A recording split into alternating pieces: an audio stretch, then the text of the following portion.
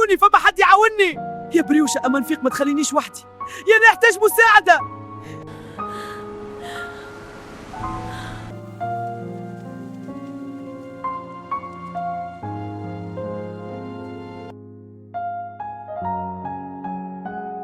يا بريوشة ما تخافش، أنا معاك.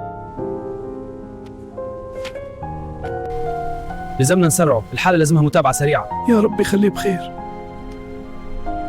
فيسع دخلوا لغرفة العمليات.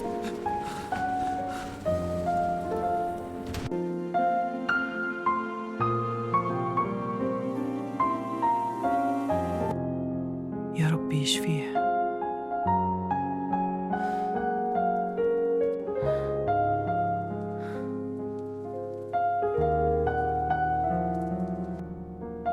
كله مني على شموش أنا.